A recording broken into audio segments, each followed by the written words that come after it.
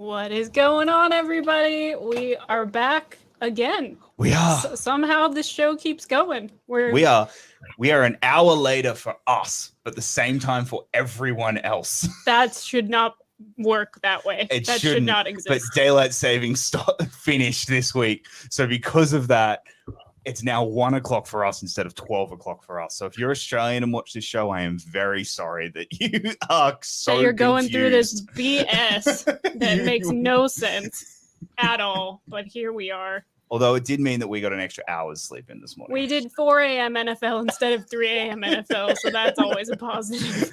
That was good for our sleeping schedule. It very much was. Thank you to everyone joining us live in the chat. We love having everyone here hanging out, giving us your opinions, because it's just usually it's just chaos, to be completely honest. There are very few things where we're like 7-0 sweep. That's the movie that should go through. Yep. And, not at this point. No, not at this point. So I'm very, very excited to be here. How are you, Jacob? How are you feeling? I'm good. Today's been a very interesting NFL day. Absolute shocking race of F1. Oh. Like boring and shockingly just absolutely terrible. So that was rather disappointing. But the other good news was it was on this morning while we were already up for NFL Yes. instead of being on at 1 a.m. or 12 because it was in Mexico. So the timing worked out for it to not be a great race for me to not be upset about it because I was already awake and there was no just extra chaos for no reason. So you know what? I can't complain too much this week. Lions didn't lose this week, so I'm happy. Yes, they didn't. That's fair. How are our lovely guests? Yes, we have amazing guests. How are you, Marisol? How is it going? I'm doing okay. Yeah, in terms of relating it to sports. Heartbreaking day for Philadelphia. Oh yeah, I'll say that. That was rough, especially after the morale boost of last week. But you know, it's par for the course. Nothing surprises me. Cowboys lost, so it's fine. Yes. It all evens out. It all evens. Cowboys. Yeah, at least we didn't get further behind. Yeah, in the division, there's that. Mara? I'm well. Sir Pounce is with us just below camera. He's thrilled. He got 3 new toys today. He got a chameleon with catnip in it, a monkey with catnip in it, and a gigantic carrot that's as big as he is with catnip in it. So he's been very active, and now he's very tired. I can imagine. Robert, he has how to are eat you? his vegetables. Like Sir Pounce, I too am very tired. Packers lost today. That's not cool. And Hurts. I am also still just a little bit hungover from my choices that I made this weekend. So I took a nap. I'm going to be able to get through this show. We'll be all right. Robbie, what did I say? I said make good choices. The 3 words I asked you to abide by this weekend. Choices. It was a lovely time. Yeah. I just am paying for it now. Tough week for Green Bay fans. Very tough week. Tough week Tough for Rodgers is better than Brady week as well. So I mean, look, I feel bad. The person I feel worse for is Jordan Love because that team did not help him at all today. They threw him into the fire. He also had, let's be real, some really shitty passes. Like he did play. But the special teams threw him under the bus and then ran him over. So but anyway, it was a very interesting day for sports. I don't think anyone who bet on these games got 100% of the teams right because it was just chaos all across the board. Betting companies made money this weekend. That's for dang sure. Absolutely. Right. Well, we have our first matchup. Adam is going to be joining us eventually. However, I am going to be texting him the matchups and he's going to be providing me with his answer. So I will have those on. Guys, let's start off with our first one. Let's do it. Let's break some hearts right out the gate and make it tough. Star Wars: A New Hope versus Harry Potter and the Prisoner of Azkaban. Robert, I'm going to start with you. Man, this one's not that tough for me. Just because I love Star Wars, but Harry Potter will always just be like the most important thing to me. And I think New Hope is a really, really fun story with excellent characters and obviously has so much going for it. But for me, it hasn't aged the best.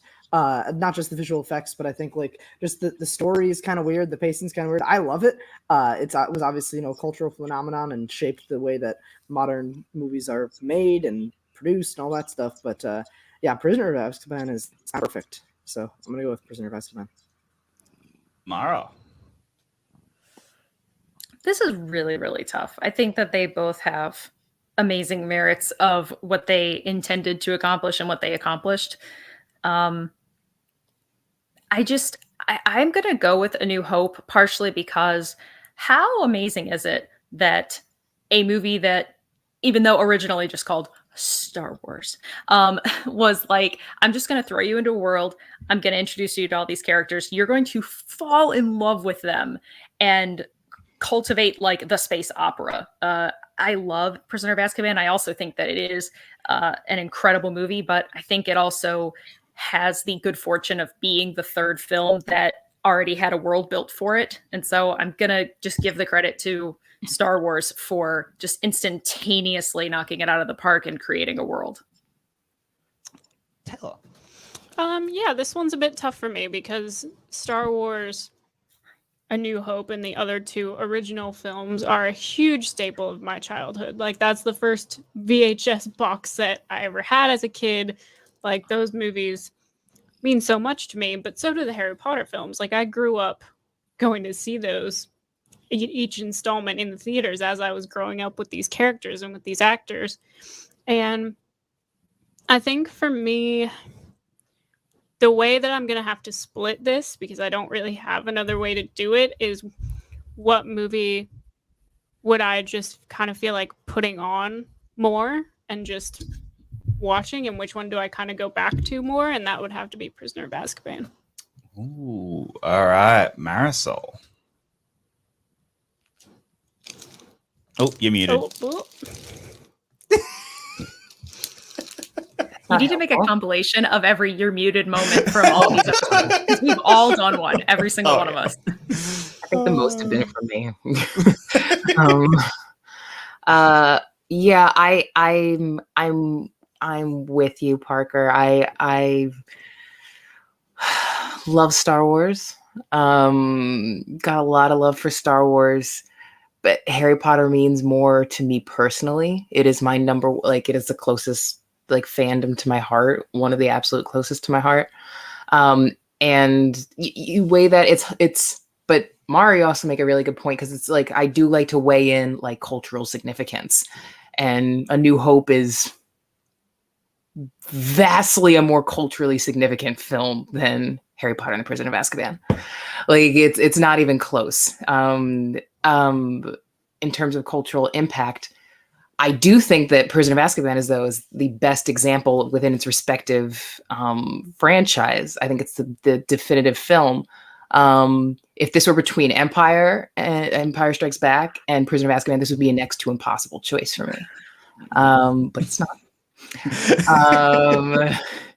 And A New Hope is amazing. It's a great Star Wars film, not my personal favorite, but it is great, and it is a legendary film. But I do have to lean towards my personal favorite, and I think that Prisoner of Azkaban is a perfect example of a Potter film. It's pinnacle Potter, and it means a lot to me personally, and it's my vote. So I can't be theoretical about it. I have to be instinctive, and I'm going to vote for Prisoner of Azkaban. But I won't cry if New Hope somehow. All right. So Adam votes for A New Hope. Shocker. He says Prisoner is a great Potter film, but A New Hope reshaped cinema, and I personally still think it's the best Star Wars film ever made. I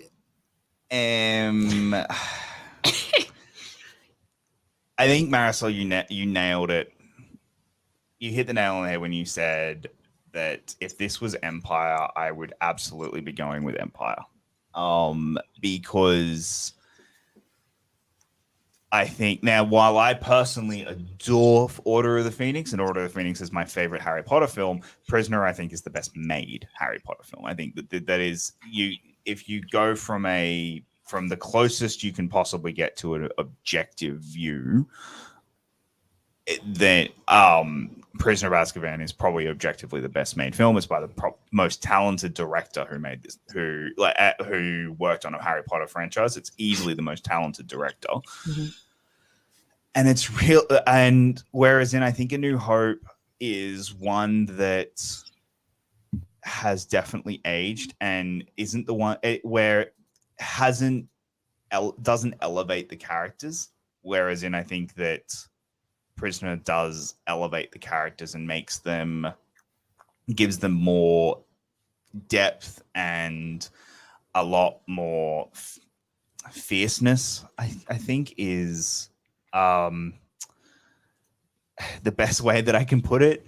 So I with that I am going to go Prisoner of Azkaban, and Star Wars: A New Hope has been eliminated. Wow. Yeah. That felt very unceremonious as well. Just like, bye. I do feel bad about it. I do really feel bad about it. Like disrespectful almost. Yeah. Oh, at least it didn't but lead to like a terrible movie or anything. Yeah, at least it's not something absolutely horrible. No, it's something that, yeah. Okay. All right. Next up, Moving we have Big Hero 6 versus Harry Potter and the Half-Blood Prince. Two very, very different movies. Marisol, you able to do headphones? Yeah. Mara, where would you like to go first? I'd like to go to Ottawa because it's just a nice, really pleasant place. Much love to my northern friends. What? Okay. This is really tough. As you said, they're intending to do different things. They accomplish different things. They are tonally diametrically opposed to one another. But man, they both really they both really have a soft spot for me. Man, this is really tough. I think I'm going to go for the one that I think packs the bigger emotional punch, because at this point we're splitting hairs with just about every single choice. And I thoroughly enjoy watching Harry Potter and the Half-Blood Prince. So that's where I'm going to skew on this one. But Big Hero 6 has all the happy feels. I just really love being depressed. So Half-Blood Prince it is. I'm just going to put this out early so that I'm not the deciding vote. I think this is probably going to be the only time I vote against a Harry Potter film. Half-Blood Prince is absolutely a fantastic Harry Potter film. I'm not one of these people who thinks it's a bad movie and like one of the worst Potter films in the franchise. I think it's actually one of the better ones. I really love what they do with this movie and what they do with these characters. That being said, I think, Mara, you just summed it up there when you said which one packs the bigger emotional hit.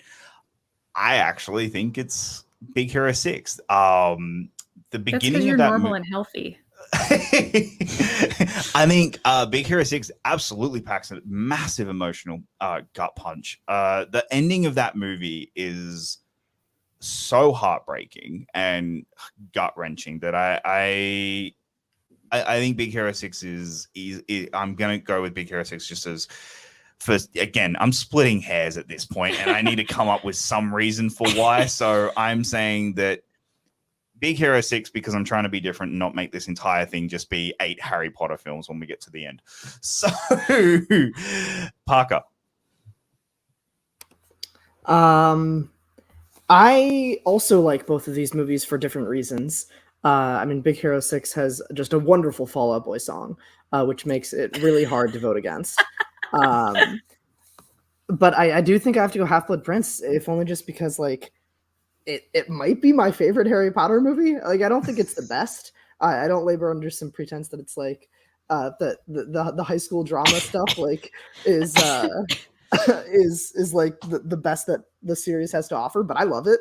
Like if I'm just gonna go back and watch one right now, if I'm gonna put in a Harry Potter movie, it's gonna be 4 or 6. I love Half-Blood Prince. I love Jim Broadbent in this movie. I love the scene that Harry has to convince him to give him his memory after Hagrid's. There's just so much. The closing line, I never realized how beautiful this place was. Like, that's just a really sweet sentiment. And that, like, I love how it's, if 5 is sort of the transition to the dark, this is the one where it fully embraces it, like Mara was saying. And I actually think it handles it really well. Harry and Ginny's relationship is really lovely. Yeah, you got to go Half-Blood Prince. Wait, how are you not going to do the Aragog eulogy for us? Farewell, Aragog, king of the arachnids. Your body will decay. So Adam votes Big Hero 6. Now you've got me hot under the collar with this Potter nonsense. Big Hero 6 is a sweet and heartwarming animated film that's a solid adaptation of the comics. Half-Blood Prince is another entertaining wizard adventure, but it does not stand on its own. Isn't he driving a car? He's gonna. This is how upset you have him. He's texting you paragraphs while he's driving. I know he's dictating. I kid. We don't endorse texting and driving. Please don't do that. Taylor. Yeah, this one's interesting because Half-Blood Prince again is a Potter movie, and I find myself just putting on Harry Potter movies pretty frequently, like even if I just have them on in the background. And if outside of that, I usually tend to rewatch them all at least once a year, just because I do. But Big Hero 6 is such a good movie. Like, it definitely has that emotional punch that you're talking about, and I really like the animation, and I really like the story. And I might be like getting swayed by this a little bit because of what you said, where it's like I don't want these to all just be Harry Potter movies in the end. But no, like, don't be swayed. But by like, that. but I am gonna vote for Big Hero 6. Marisol. I'm gonna get a little militant here, but bear with me. No, I'll tone it down.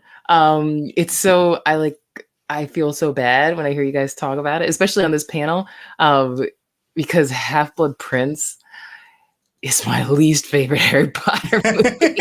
And I always feel like such a weird Potter fan when I talk about it. It is my least favorite. And I, for several reasons, the biggest one is because I just dropped the ball with the Half-Blood Prince reveal. And it's such a side moment when it was so graphed throughout the whole book and such a bigger role in the book. And it matters and it's a big moment. And it just has to do with so many dropping the ball things with Snape throughout the whole series, like underplaying the flashback scene in the 5th movie. The 6-second flashback scene in the 5th movie. Don't get me started. But yeah, and I can't stand the look. I can't stand the look of the film. I think it's just so overdone. So it doesn't contribute to the film. There's not a purpose for it. It's just overly saturated and incredibly over-filtered, all in post. Like, it's not like the set looked like that the day. It's like all done in the editing room to make it just look really, really intensely glowy and soft and super sepia. All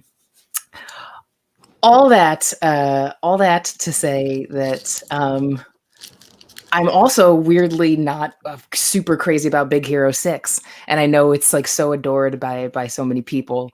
I wasn't moved the way a lot of people were moved when they watch it, and I felt a bunch of while diverting and enjoyable enough. I found it to be a combination of a lot of. I felt it combining a lot of films that I had already seen, whether it was T2 or The Iron Giant, or I lost my list of movies. I had a list at one point. But it doesn't wow me the way I know it wows many. But I still think it's a respectably made film.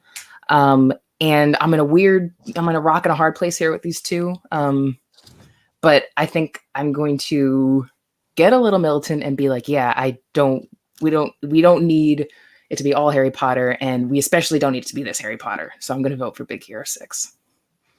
All right. With that, Big Hero 6 makes it through, and Half-Blood Prince has been eliminated. All right. Let's move on to our next one. Oh, this one could break some hearts. Aliens versus Superman Returns. Robert, I'm going to start with you.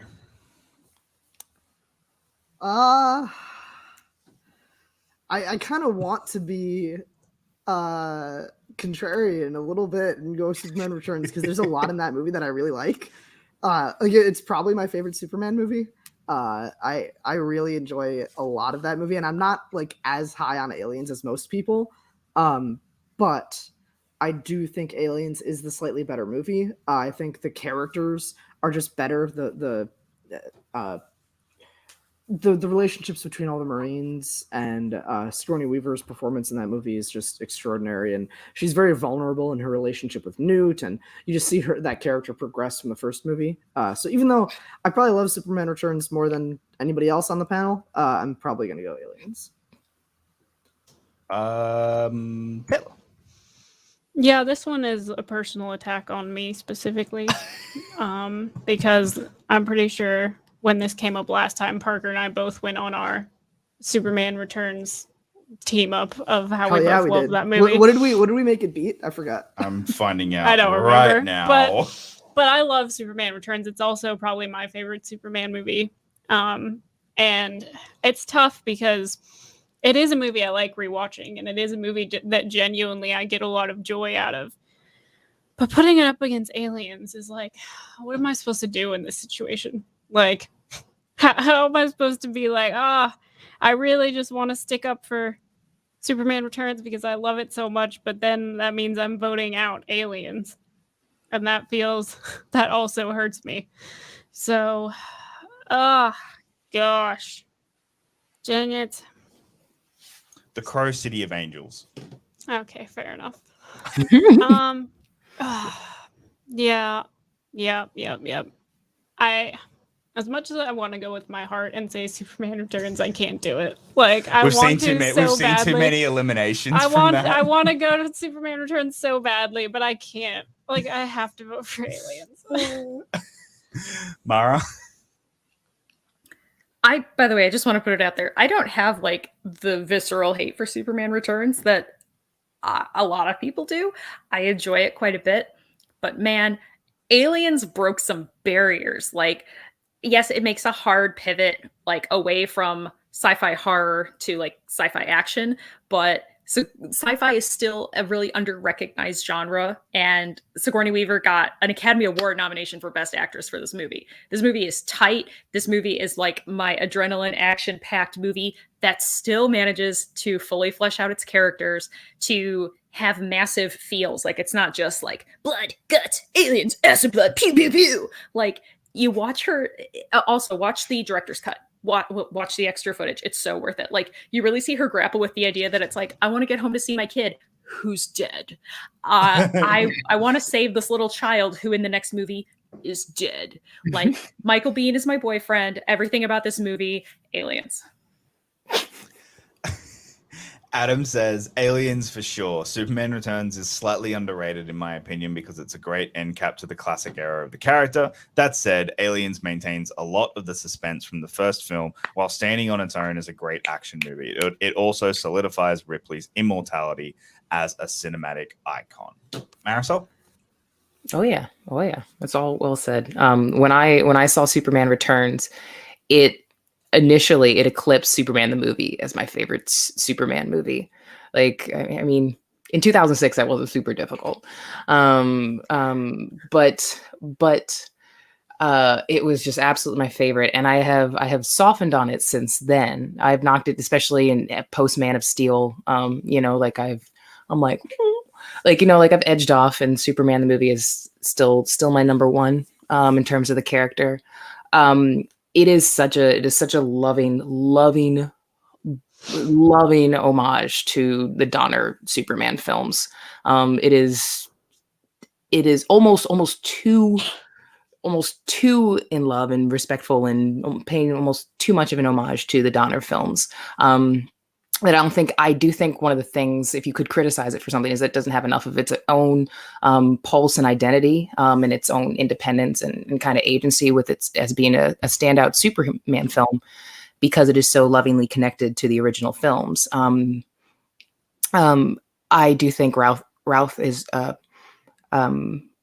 great, absolutely great, channeling his best, Christopher Reeve, and I even like Spacey doing his thing in there, but it's quite long, underwhelming with Lex's plot, pretty bogged down and dreary, and underwhelming with the climax and the whole point of the third act. It does have its flaws, but I still do really think this Superman movie is great. Everything that you guys have been saying about Aliens, though, is spot on. Nothing tops the original Alien for me. But like you were saying, Mara, this isn't trying to repeat that. It stands on its own, it becomes something else entirely. And it is one of the best examples. It is one of the best, I will say this, and absolutely one of the best sequels ever made, in expanding on its original world and doing something different, and actually and defying the original by standing on its own legs as a terrific film by its own merits. And creating a whole different set of rules while still completely being an amazing continuation of the first story. So both worthy at this point, but I would lean with Aliens for all the reasons that everybody is saying. And it made it sound like I didn't really like Superman Returns, but I do really still really think that movie is really great as well. All right. I mean, I'm just gonna say the thirst factor of Brandon Routh specifically as Superman is everything to me, so I just need to throw that out there as well before we say goodbye.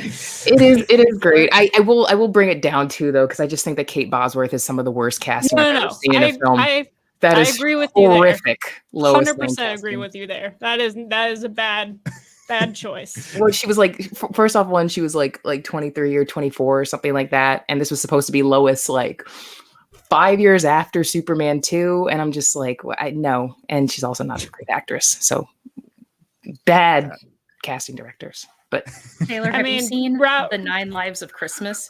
The Hallmark movie starring one Brandon Routh. It's a cat Christmas movie from Hallmark. But we're about to watch it, I can tell you that much.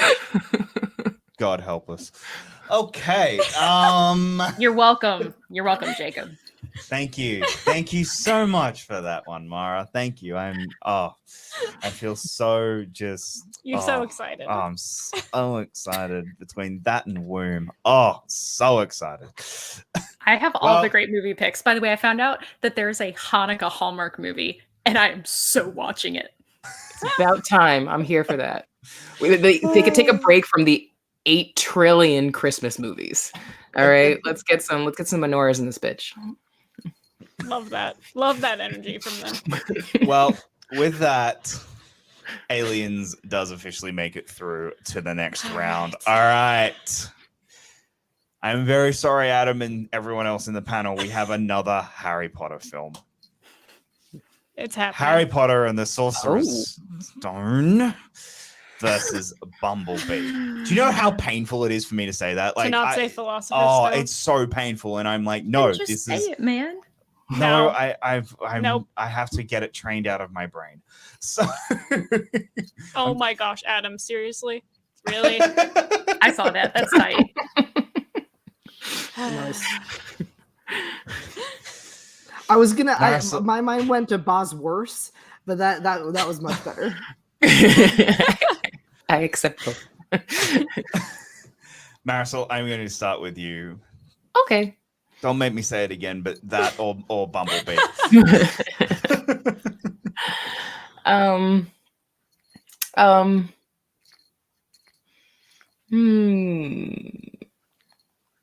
Yeah. This is interesting only because not necessarily the best Harry Potter film. But absolutely one of the most special and one that means a lot to me, because it's one of my favorite movie going experiences in my life when I saw this movie.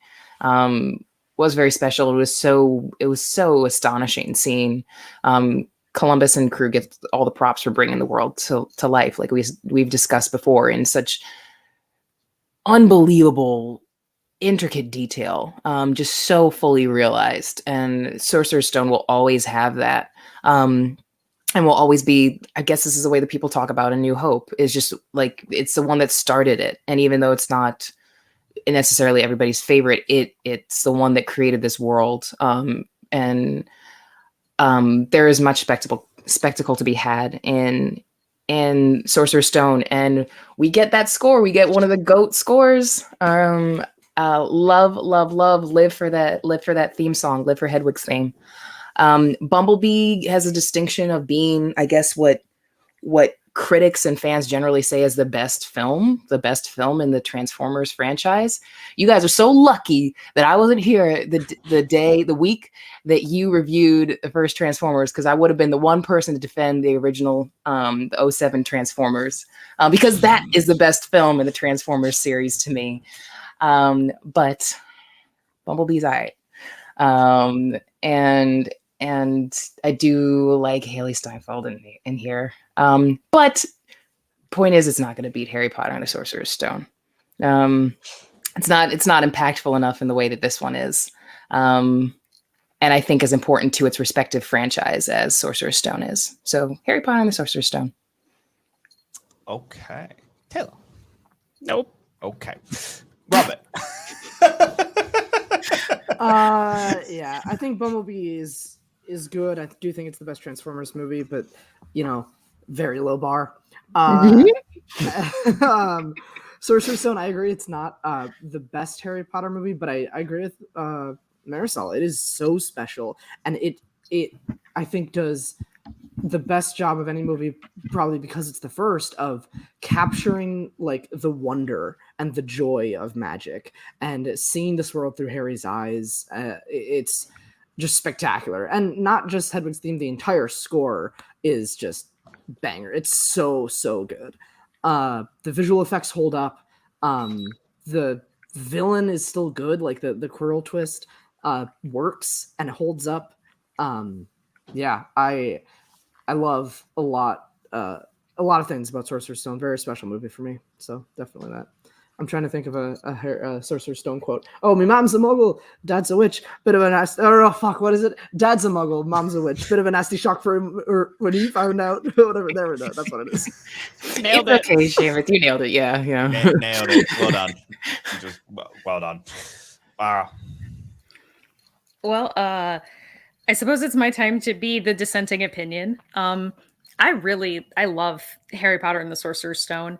The thing that is going to just make me pick Bumblebee is it's not even that it's the best of the Transformers movies. It's how much incredible bad will had been generated inside of my body from the previous installments of late of Transformers, that making me fall in love with Bumblebee was a very tough ask. And I think that the kid actors were really doing their best. Obviously, Emma Watson being the best of them, but a movie that I'm going to revisit way more and that's going to make me feel more things is definitely going to be Bumblebee. Like, once we get, I get it, like, establishing the world, incredible achievement, fantastic score, but it's going to sail through, and I will not begrudge it that, but I'm going to give Bumblebee its pity vote.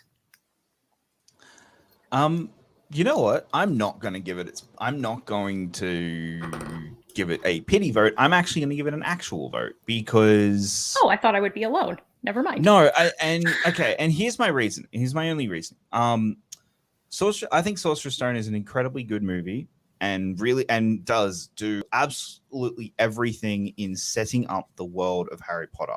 It is a very solid book to screen interpretation, because I don't think it adapts the book very well. I think it just literally grabs everything and puts it straight up onto screen, and it's just like, here, and has a lot of problems with pacing, because I do think the first Harry Potter film has a lot of pacing issues and a lot of he wanted to be so faithful to the first book that I think it impacted the movie, for me at least. That being said, the Harry Potter franchise has the problem of, I have seen other movies do this franchise better. I have not seen any other movies do this franchise better for Bumblebee. So I am splitting hairs, going to vote for Bumblebee, mostly because I want to make this interesting. So Okay. Yeah, this one was interesting for me because I do think Bumblebee is the best Transformers movie. I was basically like yelling and swearing that they were making another movie because I was so freaking tired of Transformers movies that when they did the Comic-Con panel for Bumblebee, I was like, I don't even want to be here. This is dumb. Like, I hate these movies. And I actually really enjoyed this movie a lot. I thought they struck the right tone. I thought the action was good. I really thought Haley Steinfeld was great as well. And it was just a movie that kind of made me sad because I was like, man, if these are the movies we could have been getting for the last however many we've had, like I would have had some form of interest in them instead of just being upset that we kept getting them all the time. And so I think Bumblebee achieved a lot in actually giving me a Transformers edition that I could say that I enjoyed.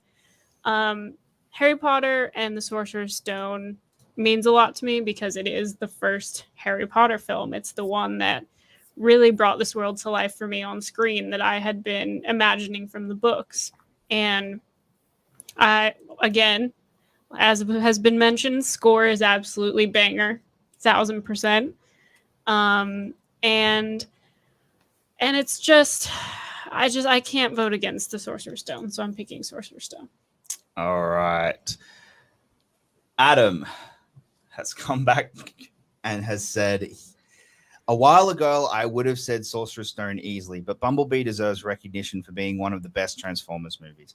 It does the 80s thing without being annoyingly nostalgic. Sorcerer's Stone is very sweet and does a great job of setting up the characters in the world, but Bumblebee, in my opinion, has more energy, better pacing, and shows what you can do with the Transformers IP. I vote for Bumblebee.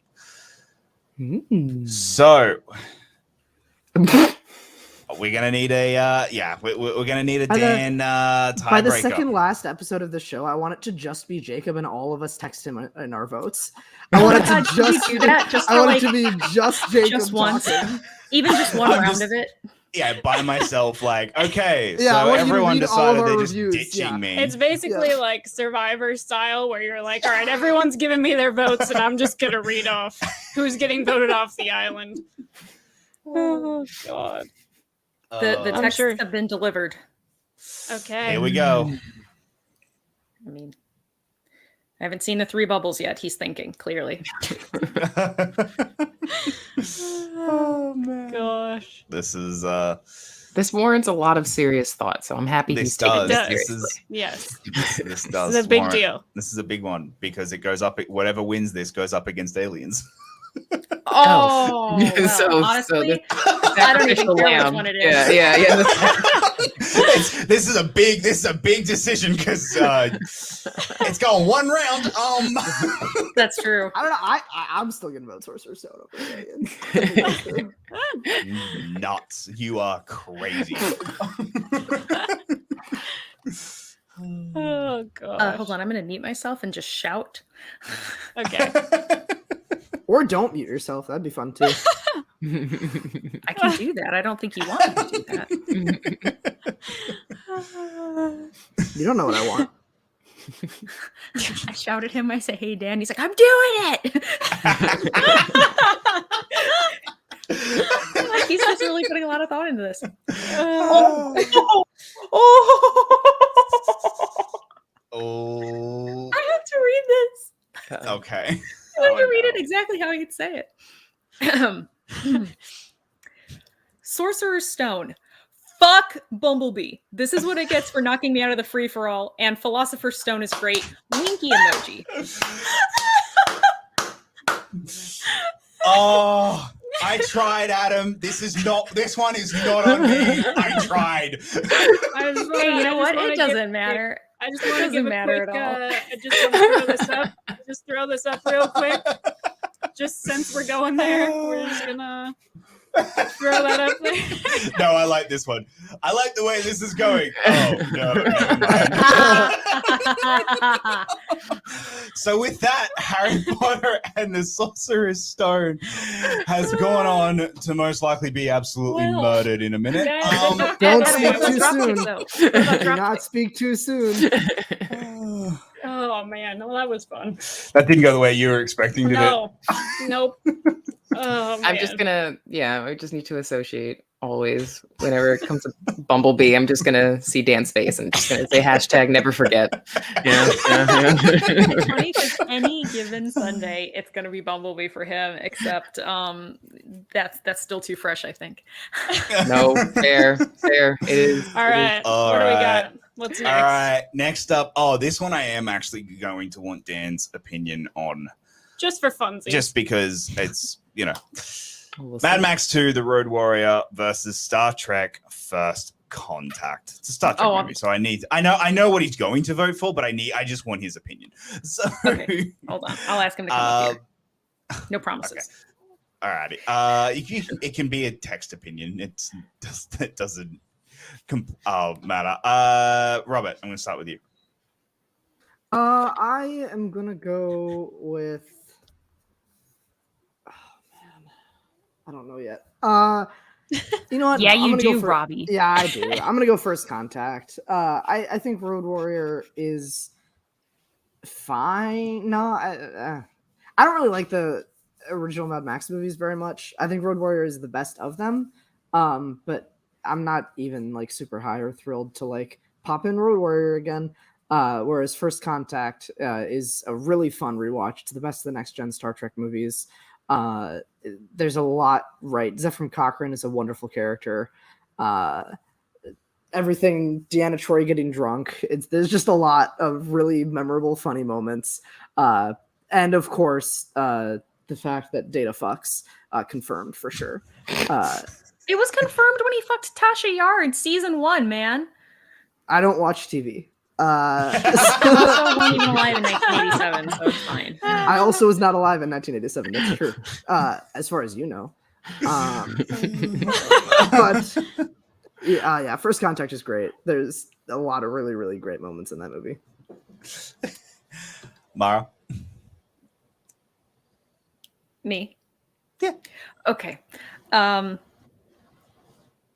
Star Trek First Contact is such a fucking rad movie. Number one, I love movies that deal with trauma. Number two, Patrick Stewart, just sploosh.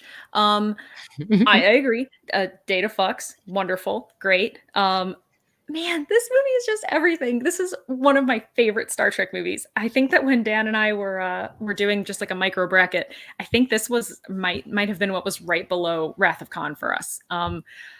I love this movie. I know every single word of this movie. I know all the dumb numbers in this movie. I know everything about this movie. And it's because I love it so much. I went to the midnight screening of it in costume. I love this movie so much. So I could keep going, but there's really no point because all I'm going to do is just deep throat this movie hard. And I love this movie. I can't really follow that up, so I'm just gonna say First Contact and move on. My official quote is First Contact fucks. Move on. Oh, also, by the way, the French horn suite, one of Goldsmith's best. Just saying. It's fair. Yeah. It's fair. Marissa? I sympathize, Taylor. It is hard for me to reconfigure with all of Mara's lush, sexually graphic descriptions of these films. Mine, sometimes I go on long spiels, and then sometimes mine are very simple and straightforward.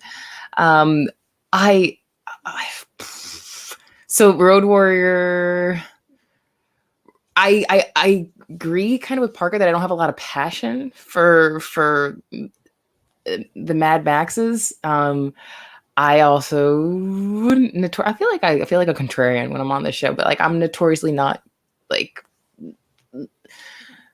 as high on Fury Road, so actually Mad Max 2 is my favorite of the Mad Maxes. But even still with that, it's not very passionate. It's not very passionate.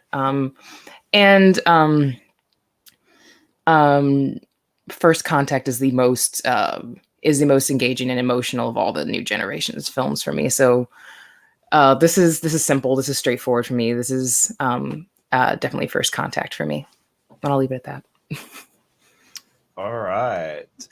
Adam has put in his vote.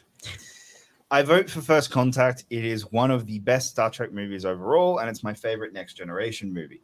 It expands on classic characters post from Next Gen and the original series, and it does it without alienating casual fans. Road Warrior improves upon Mad Max and has amazing action, especially for its era, but First Contact packs more of a wallop.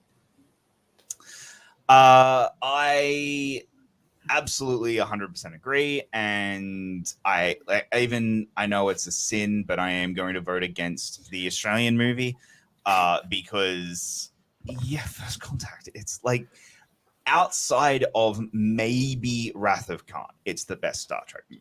And even the fact that that's even a debate, like that it might be better than Wrath of Khan, if you ask me on a depending on what day you ask me, it might be. Yeah, that's a huge praise for that movie.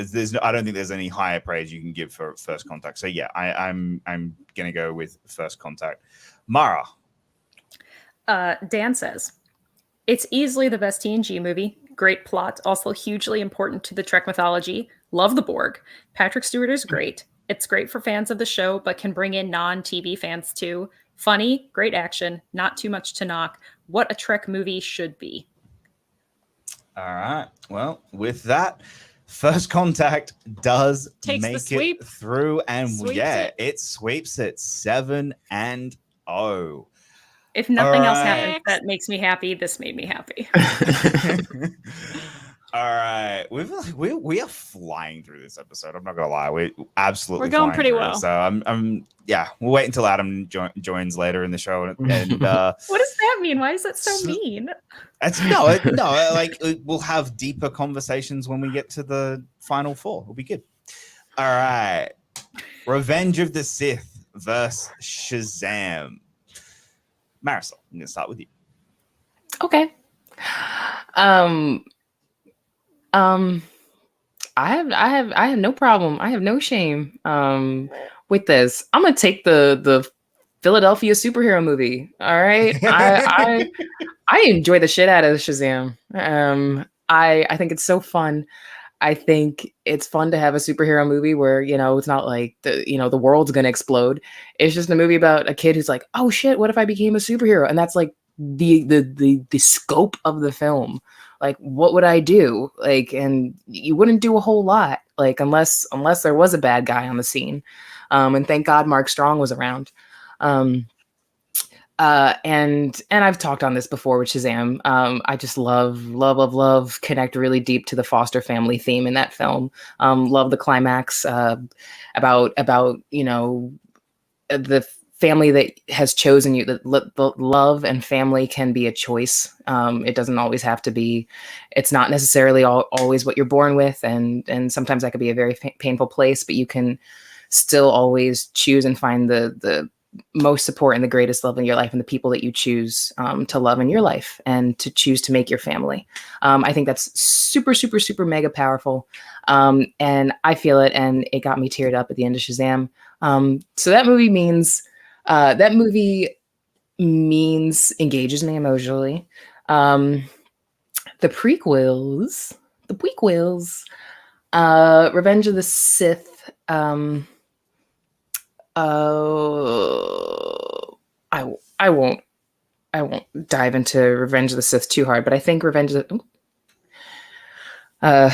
my ring light is possessed by the Sith right now. All right, that's what just happened. I lost it. But I do think it takes.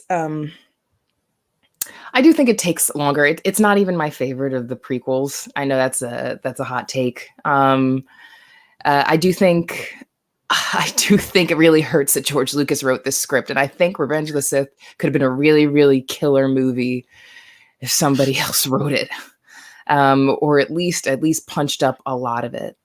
And I don't think Hayden had the chops. Well, I do think he is a decent actor outside of this the prequel trilogy. That was trilogy. I don't think that he had the chops to capture, to have this hit, Anakin's transformation hit the way it should have. I find myself kind of a little bit rolling my eyes a little too much at Anakin in the movie rather than feel and be caught up in it.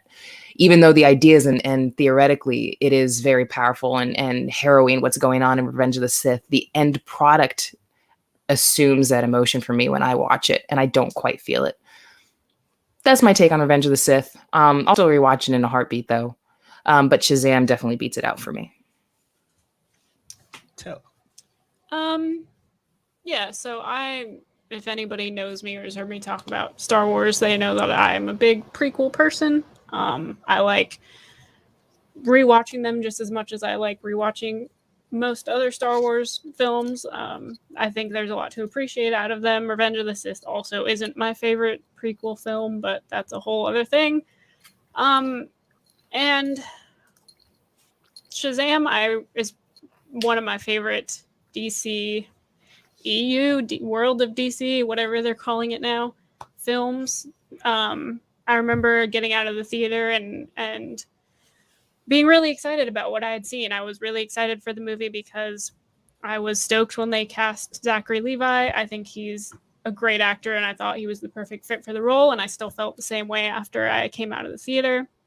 I thought the humor was great in the film, but it also hit the right tone with the serious moments it needed to hit. It had real emotional levity. And I just thought it was fun. It was a movie I had fun with, but it also had a lot of heavy moments that were handled very well and something you could actually really connect to on a very human level.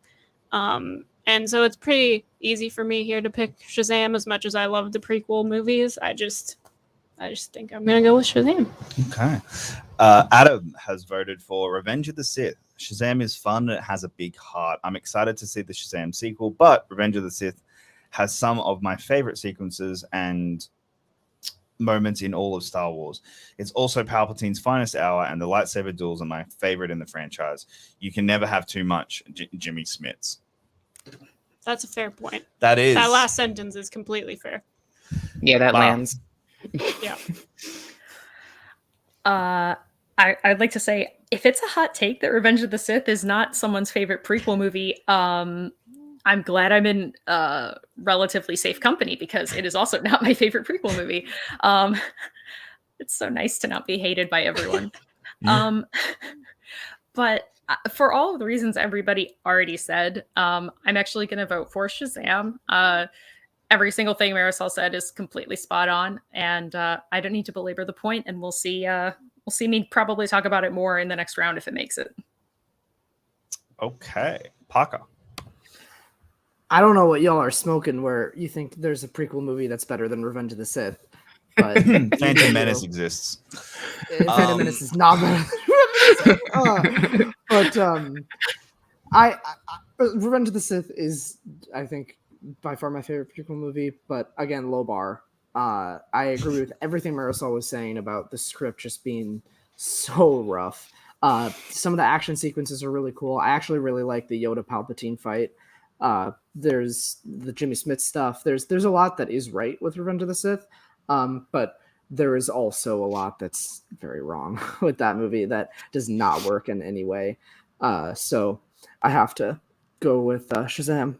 And Shazam is good. Like it's the first DCU movie that like took a step back, that lowered the stakes, and it worked. They didn't go big universe world ending, like, and which even Aquaman did. Like even the other movies that came before it that were solo movies had stakes that were just too big. So I really like the direction that they took that movie, and I'm really excited to see what they do with the character moving on too. All right. I would also be voting for Shazam because Revenge of the Sith I'm the weird one. Revenge of the Sith before Rise of Skywalker came out was my worst live action Star Wars movie. So yeah, I'm so it's pretty easy for you to vote this for is Shazam. very easy for me to vote for Shazam when it's a good movie. So All right. yeah. All right, we are down to the original, not the remake, Robocop versus Dredd. Oh, Mara looks like she's ready to murder me. I'm displeased. Would you like to go first or last? Let me put it this way. There's significant potential that I am not reading the room properly, but I don't want to be accused of ruining everything, so I would like to go last. That way, if I do ruin it, it's 100% my fault, and I haven't influenced anyone else to drag them into this with me, because I know what I'm going to vote for, but I don't like it. All right. You have never ruined anything. One aside, you have never ruined anything. I have pointed out before the irony of, like, I think it's the jinxing power. You underestimate your jinxing ability when you go first and you say, I'm going to be the only one to vote for this, but here it goes. And then everybody else votes for it after you. I think a little part of me gets nervous. I'm only bitter only because I think that's how Men in Black went out like months ago, and I still have never gotten over that. That's fair. That's Okay, fair. so who's gonna go? All right, Marisol. Okay. That's fair. I guess I walked into that one. I'm going to type in my phone what I'm going to vote for, so you know I'm not lying. I know what I'm voting for. I think it's so interesting that these quite similar films, I mean, like, are up against each other at this point. I think this is very interesting that these two films are up, which it sucks because like these are two of the better examples. If there's like a subgenre of like futurist or dystopian cop movies, you know, these are two of the absolute best ones I would say are out there. Like it just, I mean, you know, you got to throw Blade Runner to the mix and stuff like that. But these are both great movies. This sucks that they have to go against each other. I will say, which I think maybe some other people were, is that I think some other people might relate to this, is I was surprised when I saw Dredd. I think I had low expectations based off of the original, and I was just like, I heard they were making it, and there wasn't a lot of hoopla surrounding it, and I was like, oh cool, they got Carl Urban, okay, I guess it's I just had very low expectations, and I saw it, and I was like, this slaps, like this is hardcore, and it is ruthless. I love that Urban never takes the mask or takes the helmet off. I love that. Love Lena Headey. I thought it was really, really gritty and edgy and perfectly like mid-level kind of B movie excellence. That with a higher budget that you could really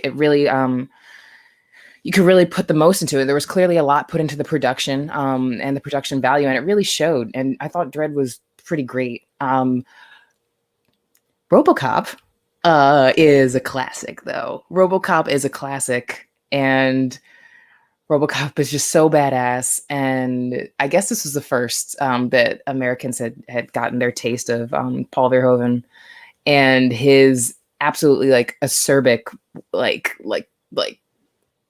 really, really, really extremely sharp satire and commentary on things that suck about humanity and suck about us, while making like a devilishly entertaining, like almost straightforward action film in some ways, but also just lacing this like biting satire into his action movies. And Robocop is no exception.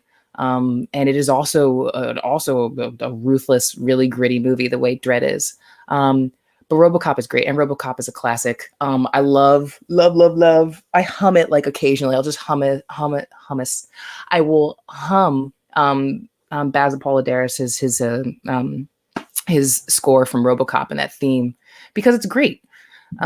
So, man, these are both great, but RoboCop. All right, Parker. Yeah, these are both great. I think everything that Marisol said about RoboCop is dead on. Just the satire. It's so smart. That is a very smart movie. It's just dripping with satire and sort of resentment for the corporate world and for just society in general. But it's also smart in the way that it's hopeful. Like the thematic. The theme, Jesus, the themes that are going on in RoboCop are very, very, very well done and very, very, very good. I think the effects have aged pretty poorly, but also that is part of its charm. It's sort of fun to see that. It's not like oh god, this looks atrocious. It's like they're still doing the stop motion for the Ed 209. Like that's cool. That being said, Dredd is just like one of the most unique and refreshing movies of the decade. Like Dredd rocks. Karl Urban can do no wrong. Alina Headey is like incredible. I love that he never takes the helmet off. I love how they do the like telekinesis powers of Anderson. I think they pull that off really well. I love Dredd, and it's also like it's just so much fun. It's just the action is so great. It's a quick watch. I think RoboCop is probably a better think piece while also being very entertaining, but Dredd is just the movie that I would want to watch over and over again. Taylor. I abstain unless I need to vote. Okay. Like you can come to me unless I if I have to. Yeah, no. But I will abstain unless I need to vote. Because she has not seen I have not seen either of these movies, so I'm not gonna cause chaos unless I need to. Look, RoboCop beat Civil War in amazing fashion, which was just caused complete and utter chaos and made several people cry. Dredd is a really good, fun movie, and I like Dredd. I don't love Dredd, but I like it. I have a lot of fun with it. I think it's a brutal movie, but it's not RoboCop. Like RoboCop's one of the greatest action movies of the last 30 years. It's got so much subtexts and so much non-subtle text. And it's not the subtlest movie in its filmmaking, but it's also, I think, a really fascinating action movie from the 80s that has more to say than most action movies in the 80s did. It's not just here is Arnold Schwarzenegger being beefed up and going to take on a whole bunch of random military people in like Commando or something. It's got more to say about the corporate world and violence and media. So I'm going to vote RoboCop. Adam voted RoboCop. Dredd is very cool, unexpectedly good. RoboCop brought sci-fi pulp violence even further into the mainstream, and it did so with purpose. It's funny, brilliant, and could only have been made the way it was in its era, which made it so special. Mara, what was your vote?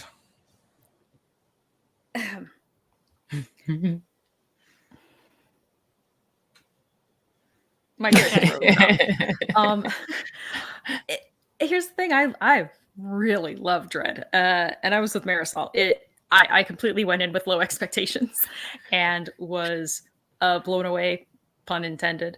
I love stylized movies, especially when they have the substance to back it up, and I think that movie does.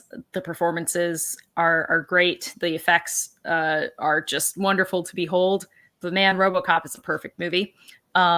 I made sure I put it in the private chat. I'd like to refer all of you to Exhibit A, which is Why I Love Robocop, a video that I produced for Dan Murrell Movies on YouTube. Please check it out. But I mean, Jacob already said it too. Like, how is it? It's so it's more relevant now than it was when it was made, which kind of honestly says a lot about how much we all suck as humans. But I can never ever get tired of watching it, especially honestly. Sometimes I cherish how bad the effects are. Like when Dick Jones is falling and the puppet has like really long arms. It's just like so funny. Yeah. Plus there's just the fact that they named the character Dick Jones and the actor is Ronnie Cox. Like there's just so much fun in that. Yeah, I hated that Dredd is gonna go, but I can't vote against RoboCop in this scenario, and that's part of why, as much as I love Civil War, I couldn't have voted against a perfect movie. All right, with that, RoboCop makes it through, and Dredd has been eliminated. All right, we have our final one for round 2 of this bracket. We have really flown through this. Kick-Ass versus Batman Forever. Can I go first? Yes. Because this is really easy for me. Yeah, you are. This is really easy for me, and I'm gonna end up probably being sad at the end of it. So I'm just going to put my vote in for Batman Forever. I think Marisol needs to step away here. I have a package at my door. I don't know who it could be, but I have a delivery. Oh, so I will be right back. Okay. I'm picking Batman Forever because I think Kick-Ass is fine at best. Like, I'm one of those unpopular opinion people where I actually think Kick-Ass has aged terribly. Like, it's definitely gotten worse for a lot of reasons. I just don't find myself having a lot of fun with it most of the time. Batman Forever I have so much fun with, probably for all the reasons that people don't like it. I have so much fun with it. So I'm gonna get my vote out of the way and say Batman Forever because I'm absolutely not voting for Kick-Ass. Okay, Mara. I don't have the significant problems with Batman Forever that most people do. I mean, let's be honest. Val Kilmer is a fantastic actor, and it's no Batman and Robin. But for me, Kick-Ass really does work. I really enjoy it. I think overall, if I had to look at just fully formed cat. The fully formed cat. Sorry, I had this little adhesive from this thing and I stuck it on this paper towel and then he stepped on it and then it was stuck to him and he was just going like this over and over again. So I didn't want him to be... That sounds like a cat thing. Distressed, yes. But if I had to split the hairs, since I don't aggressively love Kick-Ass and I don't aggressively hate Batman Forever, but I think overall the more fully formed, better movie is Kick-Ass. But I'm not mad at Batman Forever. I actually would not be surprised if it made it through because I think that there's a lot of people that have the opinion that it has some outmoded bits of humor in it, and that's totally okay. So. But I'm gonna give it my vote. All right. We may need a Dan Merle I already tiebreaker asked for this one. I have a feeling. Robert. I do aggressively hate Batman Forever. I think it's the worst Batman movie. I would rather watch Batman and Robin than watch Batman Forever. It's long. Nobody knows what movie they're in. Tommy Lee Jones is off the walls in all the worst ways. He's just doing a Jim Carrey impression, and it's horrible. It's so bad. Nicole Kidman, I think, is a wonderful actress, but boy, is her character awful in this movie. Batman Forever is just really, really, really rough. It's long. It's not a fun watch. It's just all of the worst instincts. And whereas Batman and Robin, I think at least some people know what movie they're in that one. I don't think anybody knows what the fuck is going on in Batman Forever, and I think it shows, and I think that movie is terrible.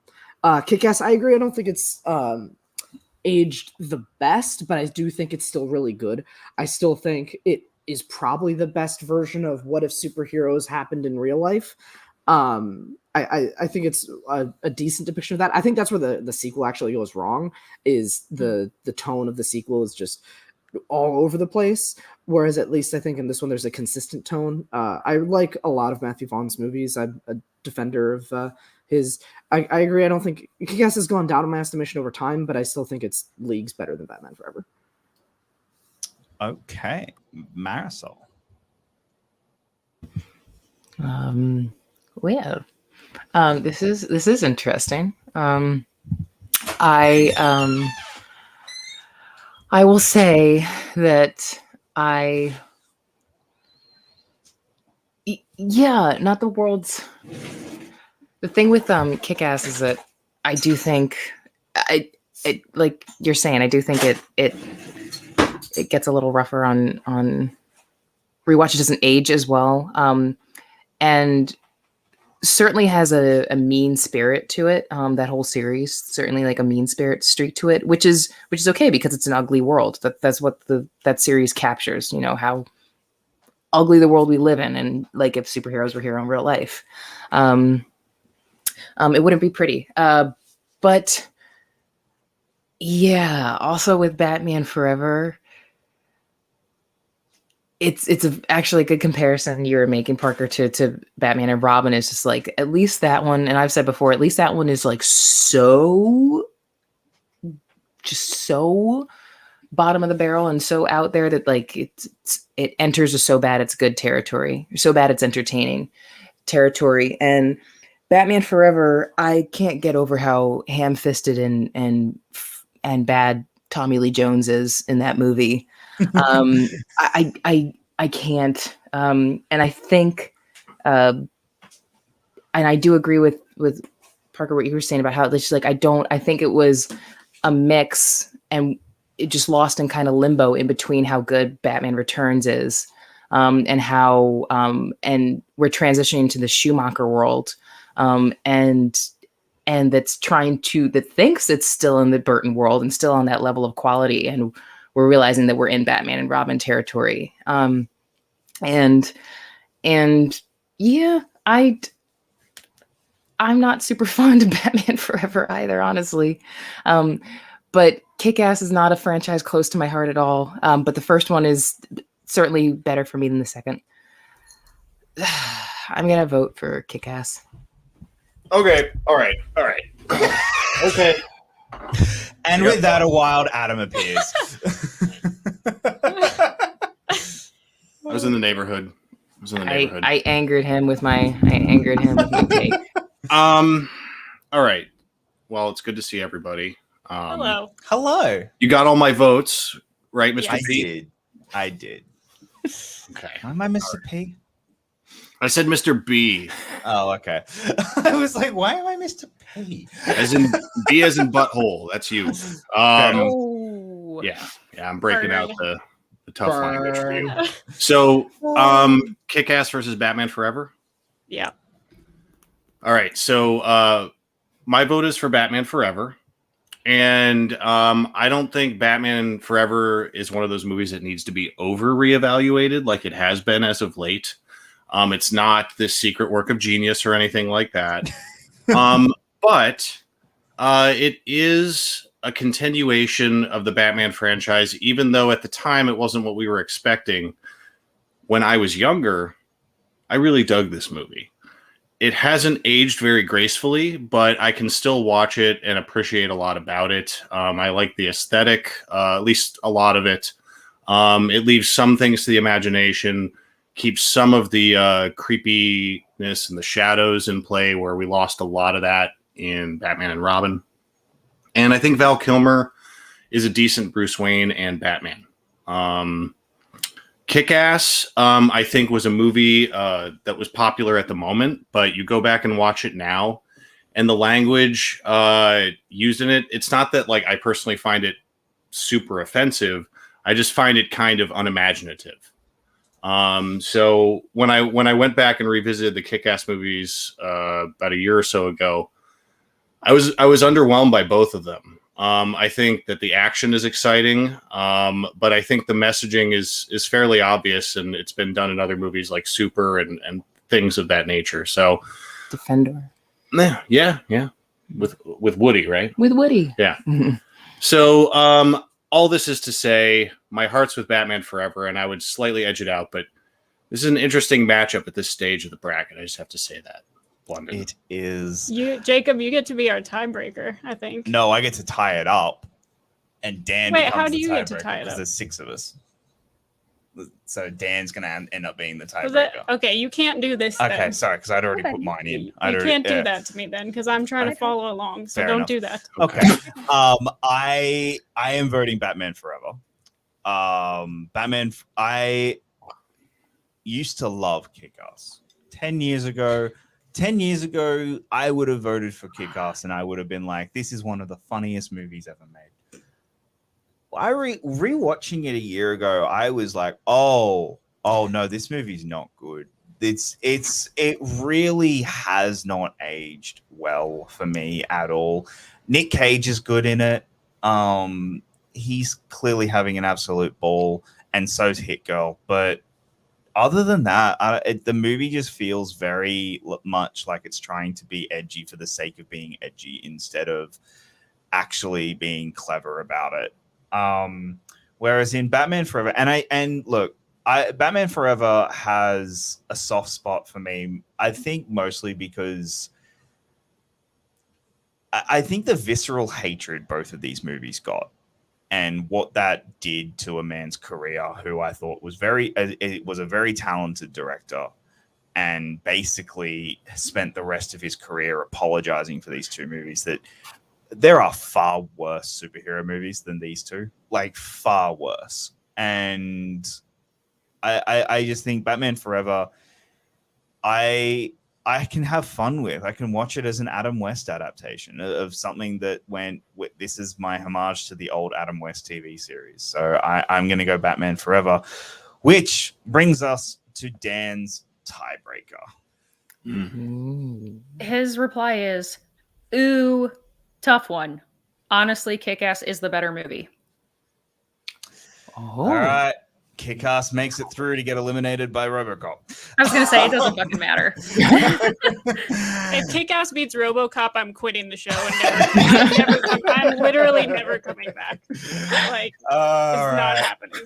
All right. Next up, we have round 3. Oh, Here God. we go.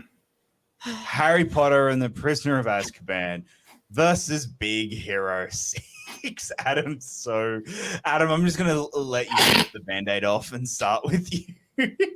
Alakazoo. Okay, Big Hero 6. I said what I needed to say about it via text. Gave it its due. It's a fine little film. And even though I've been a little pissy about Harry Potter tonight, I'll admit it. I really like Prisoner of Azkaban. I really do. I think it's a terrific movie. I think even if it's like the literal entry point for someone who hasn't seen the first 2 films, they wouldn't be completely lost with this, which says a lot. Cuarón just left a lasting impact on the franchise. He came in, he threw out this new aesthetic. It largely works for the vast majority of people who've seen this movie. And, having to replace Dumbledore, which I'm sure you guys have covered at some point discussing this tonight, I just think is impressive because I don't think it's a simple question of superiority between Richard Harris or Michael Gambon. I think they're very different takes on the character, but what I respect, regardless of what people like about either version, is that Michael Gambon's was distinct, and that in and of itself honors the legacy of Richard Harris's version, which I really like. And you just saw the imprint of this on so many of the sequels. So yeah, I have to go with Prisoner of Azkaban in this case, but Goblet of Fire is going to die. I'm just telling you right now, I'm going to kill it myself. I have to make my own Harry Potter fan film. Yeah, so I know that I voted against Prisoner of Azkaban in the previous round. However, it 100% gets its due this round because I really like Big Hero 6. I do, but man, just for creating, like, one of the reasons why people talk about this movie so much is because it has such a stamp from Alfonso Cuarón about making this movie feel unique. I think that's why a lot of people call it their favorite. It's not just that it has the compelling story from the source material. It's when the actors were really coming into their own and maturing and getting better. But I love the aesthetic of it. I love the feeling. I think it has excellent pacing. I just thoroughly enjoy it. So this time it gets my vote. All right. Marisol, let's go to you. Okay. I'll say a couple of different things about Prisoner other than like greatest movie ever.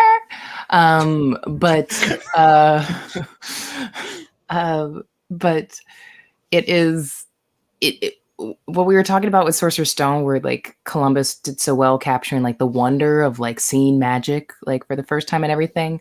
Cuarón captures like so well the actual mischief and wonder of being a child, like being like he actually captures like what it like I'm saying the mischief and what actually fuels the imagination of somebody who is 12, 13, 14 years old. Separate, like what's magical is the stuff is how Harry's reacting to his world, what Harry is doing in his world, rather than just the perfunctory, oh, that's special because I just saw like I don't know, a wart goblin just turn into a hinky punk, like a vermicious canid. Yes, yeah. Exactly. I'm not articulating that well, but the spirit, which Del Toro is another director who understands that very well, how to capture the spirit and engage you in his film, and Prisoner of Azkaban is no exception. I will say, I will give it a criticism. It's a perfect movie, but I can still point out a flaw. But which we all can with our favorite films. Our favorite films ever we can still point out flaws in them. But I have never liked how rushed the Shrieking Shack is. The Shrieking Shack scene is. And I think that you made me think about it when you're talking about the uninitiated. If you are an uninitiated person to the Potter world and you watch the movie, you're like, oh, this is great. And then the Shrieking Shack scenes happens at the end, and you're just like, what the fuck just happened? Well, at that point, I'm like, the Shack's yelling. That's fine. I would not understand what the fuck just happened. Yeah. I'm like they just, everybody was screaming at each other for 3 solid minutes. I don't know who that guy just was just a rat. And I don't even know who he is. Like the scene is over 90 seconds after he stops being a rat. And like everybody's turned on each other and like, but everybody's happy and holding hands and walking. Like it is so confusing and breakneck. That scene. You just described the entire Harry Potter franchise. No. Look, just that one scene. I was just like, Cuarón was like, this part isn't important. Let's just get through this. Let's just get through the scene. Let's just do it. And that scene should have been stretched out a little more because that's pretty fucking important. Everything that happens in that scene. And I had to explain it. Because I had to explain it to my mom for like 2 days after we watched that movie together. She just didn't understand what the fuck happened at all in that scene. I digress. Still a perfect movie. Absolutely beats Big Harrison. That was my point. That was my time. Taylor. Yeah, I'm just gonna say Prisoner of Azkaban. I feel like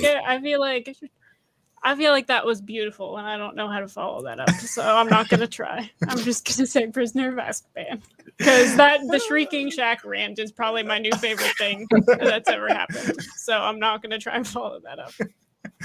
Barker. I do think that Prisoner of Azkaban could be improved with Fall Out Boy. I just want to make that clear. I do think it would be a better movie if that song was in this movie. And Big Hero 6 is super charming and sweet, and I like it quite a bit. But Prisoner of Azkaban is fantastic. One of my favorite moments, one of the most just like memorable moments from the entire Potter series is when Ron and Hermione go to find Harry crying after he found out that Sirius betrayed them, and he just goes, "It was the friend," and he just like starts screaming. I love how he just says like, I hope he finds me, because when he does, I'm gonna be ready. When he does, I'm gonna kill him. Like, you're 13 years old. You're not gonna kill fucking Sirius Black. He was actually trying to murder you. You couldn't kill Peter Pettigrew if he tried to murder you. You would like.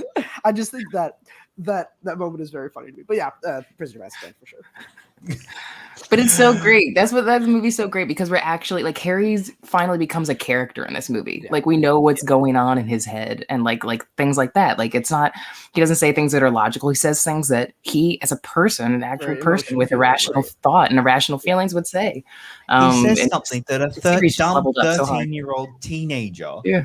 who had just found out that that his parents were betrayed by their best friend. Yeah, he'd be pissed. He's a dumb I'm gonna kick his 13-year-old. ass. Yeah. It's a dumb 13-year-old who thinks he can, who's already defeated Voldemort twice. Of course he thinks he can kill Sirius Black. He can do whatever he wants. Yeah. Come on now. All right. Yeah. Harry Potter and the Prisoner of Azkaban moves on to the next round. All right. So we have that one will move on to the final 32. All right. Next up, Aliens versus Harry Potter and the Sorcerer's Stone. Mara, I'm going to start with you. Aliens, done. I do not need to say anymore. I've spoken. It's also the name of my Wi-Fi network, by the way. What, Aliens, I have spoken? No, No, just I have spoken. Taylor.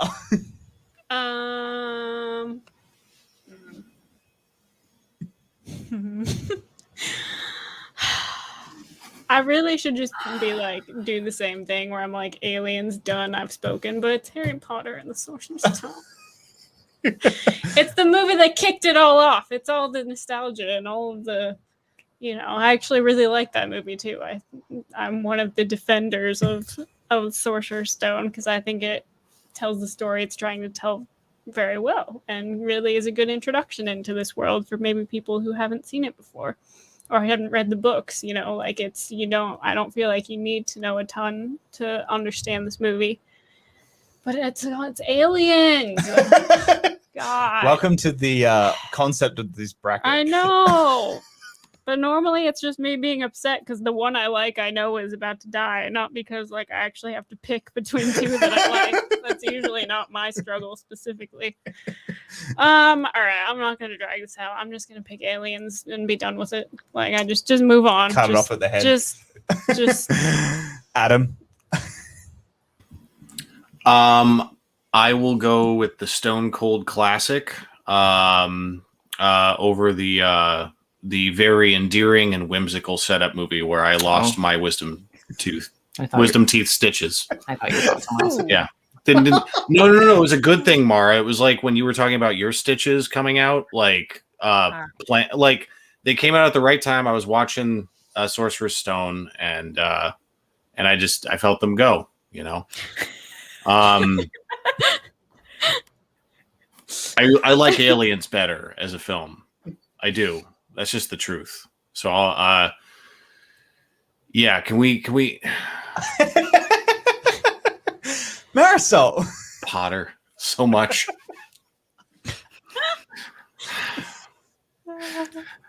Three Potter films entered the bracket this week, and I think one of them. Oh yeah, his pulse is like racing. Yeah.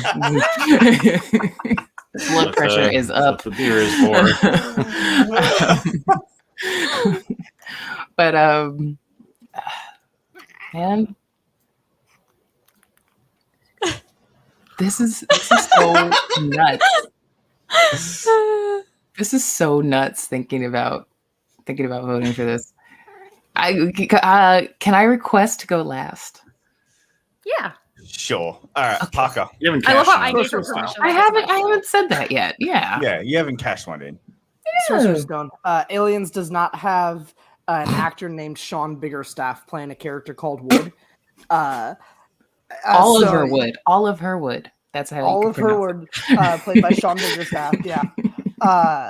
And also, I just like Sorcerer's Stone more. Aliens is good, but there is just so much whimsical nostalgia that I have for Sorcerer's Stone.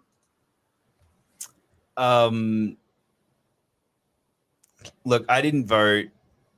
I was going to pick Bumblebee over Sorcerer's Stone. There's no way in hell I'm picking Sorcerer's Stone over freaking Aliens. So, yeah, Aliens is one of the all-time great movies, like all-time great action movies. Features a incredible performance by Sigourney Weaver. It features it's just James Cameron being an absolute master director. And if it wasn't for Titanic, this would be his best movie. So I'm going to say Aliens. All right, Marisol. Oh, already. Look, I'm putting on my big girl pants, so y'all should be really proud of me. I want to vote for everything under the sun with Potter attached to it, just by default. But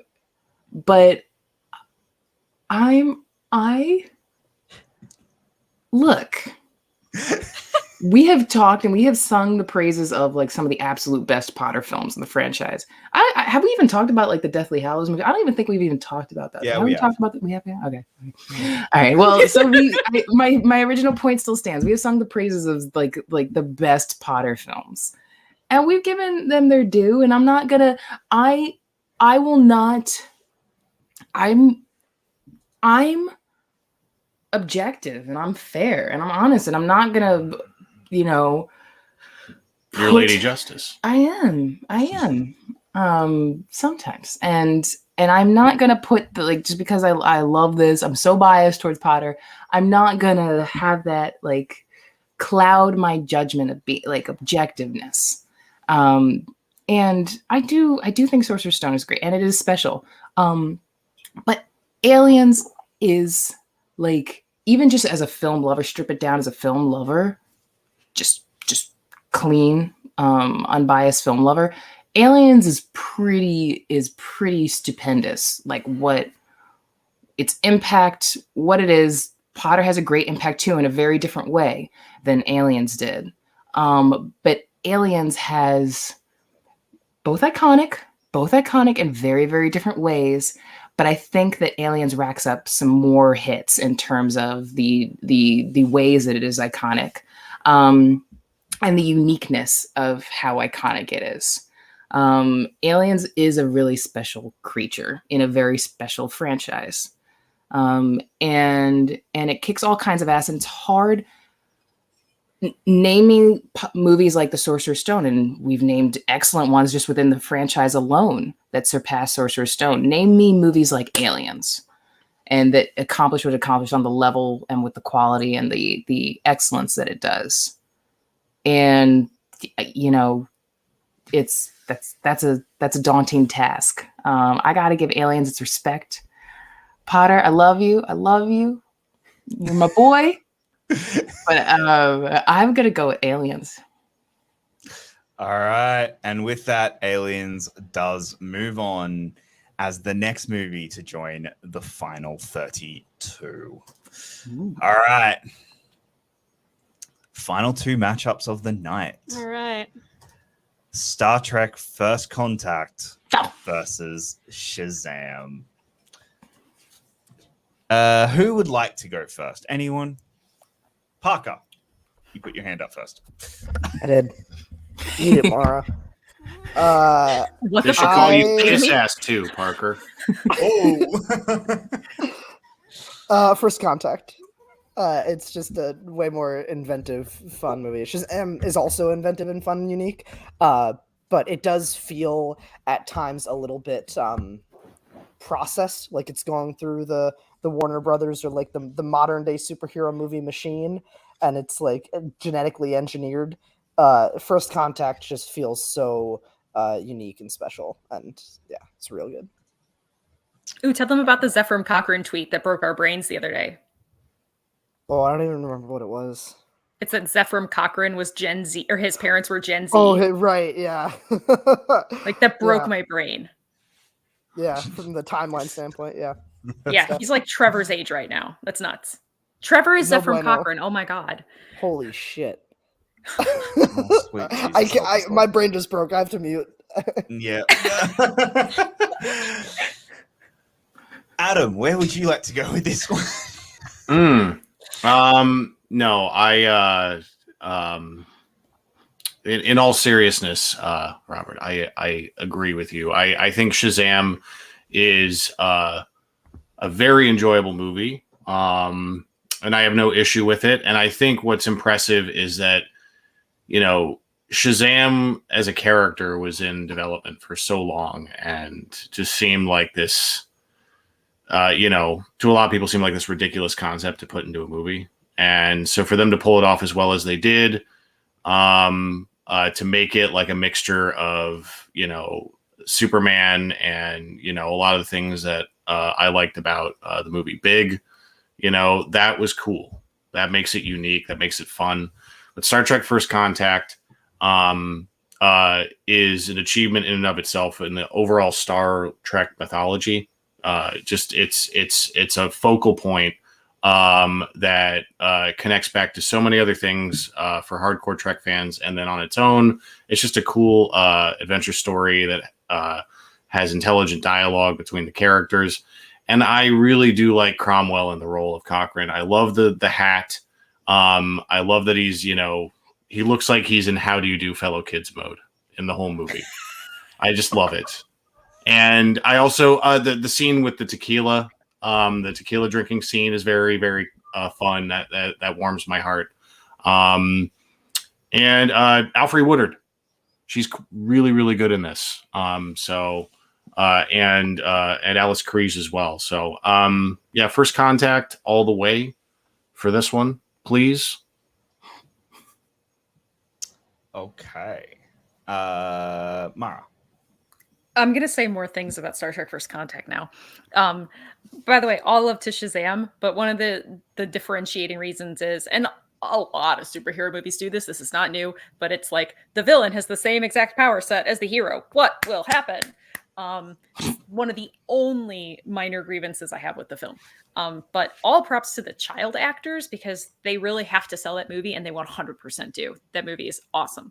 Okay, why Star Trek First Contact is great.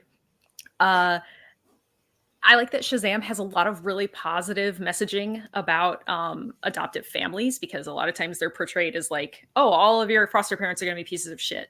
But I really love that First Contact addresses us and our humanity as a whole and takes a look at where we are now. I mean, then as in it's our current future, but it was their past, what we've done to ourselves, what we've done to our planet, where we could be. And I like looking at stuff like that, those bigger, broader, existential sort of things, taking us out of ourselves and looking at the bigger picture. I really love the Borg. The Borg are a great villain. I think one of the reasons why there are sometimes those parallel discussions of like why this feels like the Wrath of Khan of the TNG movies, because I mean, Khan was like one of the best villains that Star Trek has ever had. And the Borg is by and large the best villain that the TNG universe has ever had. Again, soundtrack, score is just fantastic. Also, soundtrack is really good, actually, now that I think about it. All the really vintage music, which is kind of funny that Zephram Cochrane would like music that's like way older, but I guess, I don't know, he was weird. Hold on, I have more. There's just so much. I love the production design of this movie. Sadly, yeah, I know. I prefer the Enterprise D, just saying, but it's fine. It's fine. I love that you get 2 fish out of water movies inside of one movie. You get the future people on Past Earth, and you get Alfre Woodard on the Enterprise. It's awesome. They give you 2 in 1. And I like Die Hard with Patrick Stewart. I know some people say it doesn't work. They were like, he should have been down on Earth. That should have been somebody else. No, the dude is fucking ripped, and he is old man hot, and I'm so here for it. I could keep going. I'm not going to. No one is into this. Star Trek First Contact. I'm into it. He's picking up what I'm putting down. Taylor. I'm just gonna give Shazam its love because I feel like it deserves some. So I'll say Shazam. Okay. Marisol? I thought I was going to be the pity vote here. I look, I'm not debating anything that any great, compliments that anybody's giving First Contact at all. I don't disagree with any of them. But Philly, I've heard of it. Philly, superheroes, adopted families, Philly. I also Philly. love. I just also love. This is one of my favorite gags in not just like a superhero movie, just like any movie. Recently in the last like 5 years is when Shazam when Zachary Levi and Mark Strong are like they're doing their battle, their climactic battle, and they're in the air, and Mark Strong is yelling at him, and it's like so dramatic, and he's so serious, and Mark Strong and Zachary Levi. We cut to Zachary Levi, and he can't hear any, like it's what it would sound like. It's just like a squeaky voice in the distance. What the hell are you saying? I laughed so hard at that part, and I love that part, and that's one of my favorite parts of the movie, and that makes me just smile so much. And Shazam! Philly. Well, with that, I am voting for Star Trek First Contact. I'm Boo sorry. this man. If it Star helped, Trek First Contact. Dan would have voted for First Contact, so it wouldn't have mattered. No, I know.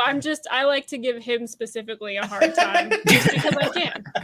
So, Understood. First Contact is one of the best Star Trek. Like, I really like Shazam, and I think Shazam is one of the best DCEU movies. But First Contact is one of the best modern day geek movies. So I am voting for Star Trek First Contact. last one. I think this is probably fairly easy in what's going to go through. The original Robocop versus Kick-Ass. RoboCop. Taylor. I've never seen RoboCop, but RoboCop. You should give her why I love RoboCop without her having seen the movie at all. So that way when she watches RoboCop, she knows why she should love it.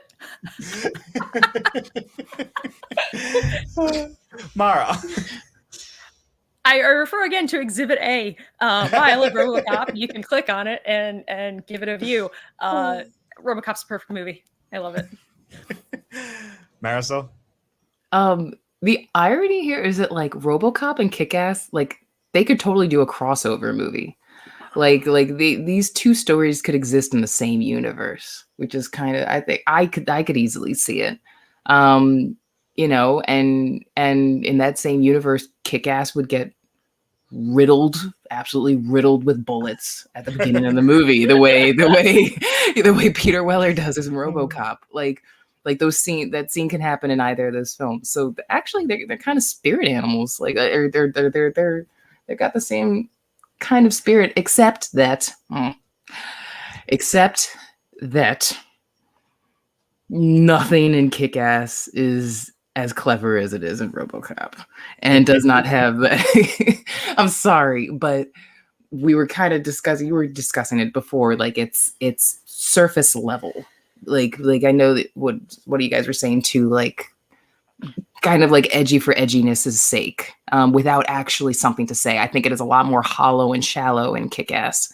The mean-spiritedness. That's why I say like a movie like Kick-Ass is just mean-spirited, and a movie as mean as RoboCop and vicious as RoboCop is layered and actually kind of brilliant and subversive work, with layers to it and a level of satire. And Kick-Ass is just, I just think just more shallow and just mean. And it's mean. And I just wanted to just say that. Fucking RoboCop.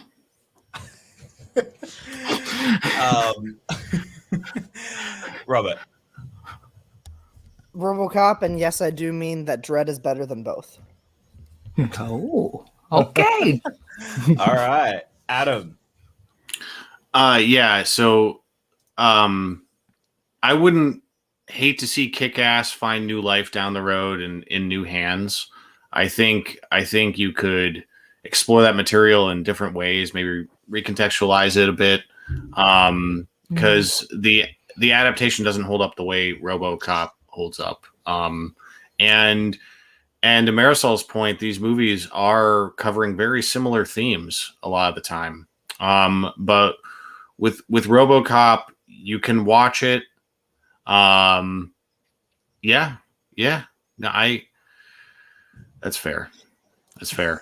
And for a second, I thought she thought the Jonathan Demme film was in the bracket, and I was confused. But with RoboCop, it was so unassuming, and that's why it's so cool. I have a soft spot for RoboCop 2 and 3, even though it's diminishing returns. Obviously, I have no soft spot for the 2014 film. And They call that a hard spot. yeah, tumor, callus. Don't get any ideas, Mara. You can just see the gears in Mara's head turning. Yeah, you do. Marisol is a unified organism. That would totally be our couple name. The tabloids. Potential. That would be the hashtag everybody would use. This is also a stark reminder that Mark Strong is in too many movies. And when Marisol was like reminding me of that great scene of Shazam, like for me, like having missed a pivotal question about the actor Mark Strong at one point in my Schmoedown career, I will say that scene is kind of a metaphor for how I overlook him in movies constantly. So sorry, Mark Strong. No offense, but I vote RoboCop. Damn. And you're not Jordanian Mark Strong, just so you know. Mark Strong's career just got blamed for like everything right now. It did. Yeah. Well, guys, with that, RoboCop does make it through. Good. Who did I forget? Did I forget anyone? No. Okay. No. Alrighty. All right. I would like some previews of what we've got. Previews for next week. How are you going to do My Heart next week? What is happening? What are those two movies doing it? Like why are those there? Oh. Oh, that's gonna be fun. Oh god, I'm gonna be the only one that votes for one of those. And all right, fun time. Yeah, fun time. So that's next none week. of those are going to be that tough. Yeah, no, the next few weeks there isn't really work. That's like a weird battle of like mid-level movies. The sixth bracket didn't really have that many great stuff. Yeah, we've had so many in this one. Yeah. We got the next few ones have a bit of a lull period, but the final 2 weeks are really good. We need a couple of weeks of just not wanting to cry every single matchup. So it'll be a nice little just fun so you're discussion. Saying we should get shit faced while we do it, so that way it's entertaining for people. Yes, I think so. We can. I think we should next week. I don't want to think about doing that ever again. I said make good choices, Robbie. Yeah, we do. I think because yes, we definitely. I think we should. Definitely I think the audience had a fun time with it. I do too. I think they enjoyed that. So we'll consider that. We are guys. We have 3 rounds left. So that's 12 films left in the 32 remaining. We have 20 films already. I know. In the final 32. So it's getting exciting, guys. I know. Almost there. Which just means we have 3 weeks left until we're in the US. Look, it takes a village to finish a movie bracket. It does. So. Apparently it does. It's taken 20. It's been nearly 20 weeks. I cannot believe we've done this. We're doing the Lord's work here. Yeah. My jaw is a totally different shape than it was when we started. Yeah. Oh, Marisol, you weren't here for that one. Right. Oh yeah. Yeah. Oh wow. I voted for Transformers. Hey, no. I recall I voted for Transformers as well. Assuming it was the 2007 one. Yeah. I'm pretty sure, yeah. If it was Transformers the movie, then I would cry. It wasn't Transformers the movie. I'm pretty sure it was 2007. That's almost worse to know now that like if I were there, probably Transformers would have then beaten Dark Phoenix, and now I'm just I did. And then it would have gone up. And then it would have gone up against Nemesis. Man, Vook that movie. I will get on a weird. It's so weird. I will get on a weird soapbox about the first Transformers movie because you guys know how much I hate the fucking. I loathe the sequels, and I will get on this weird like. I'll defend the shit out of weird misshapen soapbox. Yeah, just a weird funky soapbox. I'll defend the shit out of the first Transformers. It's like perfect trash. Like it's so. Never mind. That's for another time. Dan Merle's most hated Transformers movie. He hates Transformers: Age of Extinction more than any movie on the planet of Earth. That's 100% a fact. See, I hate Last Night. I hate Last Night slightly more. Like Last Night and Age of Extinction are two of the worst movies I've ever seen. I think the Romeo and Juliet clause tips it over the edge for him because someone wrote that. Someone created and wrote that.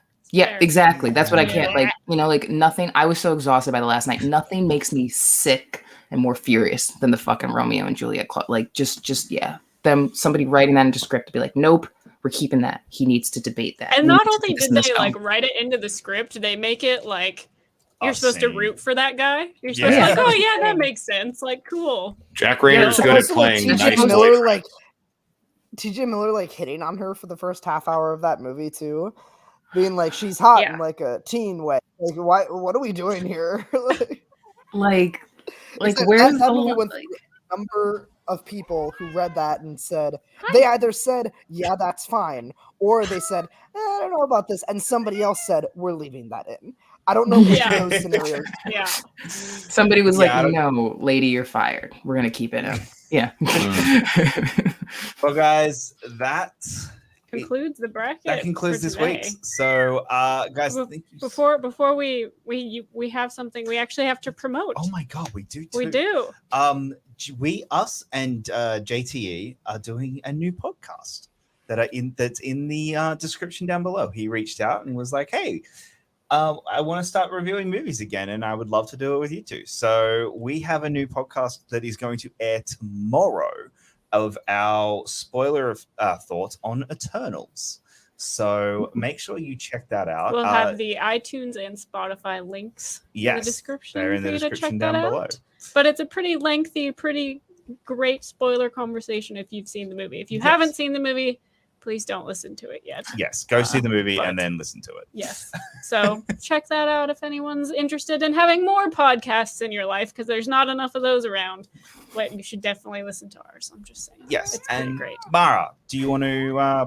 Oh, yes, and Mara has a thing as well that she would like to talk about. Yes, if anyone is able to spread awareness or perhaps donate, the 5K may be finished, but the Disabled American Veterans fundraiser continues through the end of the month. Finally Tailored Network has graciously put the link in the chat, and it's also you can find it on my Twitter, and Dan also retweeted it. He gave me a huge bump, by the way, because Stan.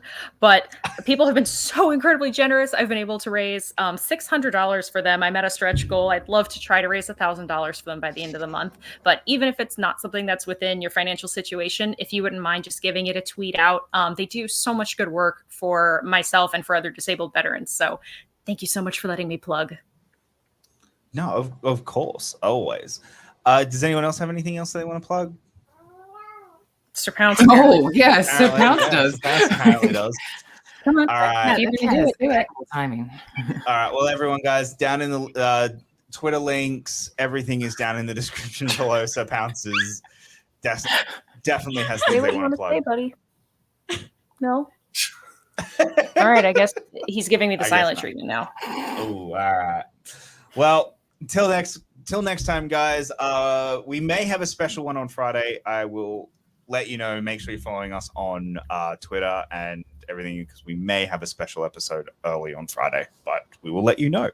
Till then, guys, thank you very much for joining us this week, and we will see you next time. Bye, guys. Bye.